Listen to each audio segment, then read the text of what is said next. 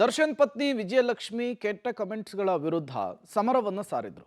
Police ಸ್ಟೇಷನ್ಗೆ ಹೋಗಿ complaint ಕೂಡ ಕೊಟ್ಟಿದ್ರು. ಇದೇ ಕೇಸ್ಗೆ ಸಂಬಂಧಪಟ್ಟಂತೆ ಈಗ ಸಿಸಿಬಿ ಪೊಲೀಸರು ಇನ್ವೆಸ್ಟಿಗೇಷನ್ ಅನ್ನು ಚುರುಕುಗೊಳಿಸಿದ್ದಾರೆ.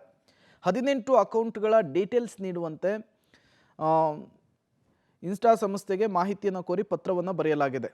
ಇದರ ಡೀಟೇಲ್ಸ್ ಈಗಾಗಲೇ ಸಿಸಿಬಿ ಕೈ ಸೇರಿದೆ ಅನ್ನೋದು ಗೊತ್ತಾಗ್ತಾ ಇದೆ. ಮತ್ತೊಂದು ಕಡೆ ಸಿಸಿಬಿ ಸೈಬರ್ ಸೆಲ್ನಿಂದಲೇ 18 ಅಕೌಂಟ್ಗಳನ್ನು ಯಾರ್ಯಾರು ಬಳಸ್ತಾ ಇದ್ರು, ಯಾವ್ಯಾವುದನ್ನು ಡಿಲೀಟ್ ಮಾಡಿದ್ದಾರೆ, ಯಾವುದು ನಕಲಿ ಅಕೌಂಟು ಅನ್ನೋದನ್ನು ಸಿಸಿಬಿ ಪೊಲೀಸರೇ ಪತ್ತೆ ಹಚ್ಚಿದಾರಂತೆ. ಇನ್ನು ಅಧಿಕೃತ ದಾಖಲೆ ಸಿಕ್ಕ ನಂತರ ಪೊಲೀಸರಿಗೆ ಎಲ್ಲ ಮಾಹಿತಿಗಳು ಕೂಡ ಸಿಕ್ಕಂತಾಗುತ್ತೆ. ನಟಿ ರಮ್ಯಾ ಕೇಸ್ನಲ್ಲೂ ಕೂಡ ವರ್ಕ್ ಮಾಡಿದ ಅಧಿಕಾರಿಗಳನ್ನೇ ಈ ಕೇಸ್ನಲ್ಲೂ ಕೂಡ ಬಳಸಿಕೊಳ್ಳೋದಕ್ಕೆ ತೀರ್ಮಾನ ಮಾಡಿ ಅದೇ ಮಾದರಿಯಲ್ಲಿಯೇ ತನಿಖೆಯನ್ನು ನಡೆಸೋದಕ್ಕೆ ಸಿದ್ಧತೆ ಮಾಡಿಕೊಂಡಿದ್ದಾರೆ. ಕೆಟ್ಟದಾಗಿ ಕಮೆಂಟ್ ಮಾಡಿ ದೂರು ದಾಖಲಾಗ್ತಾ ಇದ್ದಂತೆ ಅಕೌಂಟನ್ನು ಡಿಲೀಟ್ ಮಾಡಿಕೊಂಡು ಏನೂ ಗೊತ್ತೇ ಇಲ್ಲ, ನನಗೂ ಅದಕ್ಕೂ ಸಂಬಂಧವೇ ಇಲ್ಲ ಅನ್ನೋ ರೀತಿಯಲ್ಲಿ ಓಡಾಡ್ಕೊಂಡಿರೋರಿಗೆ ಈಗ ಅಸಲಿ ಸಂಕಷ್ಟ ಶುರುವಾದಂತೆ ಕಾಣಿಸ್ತಾ ಇದೆ.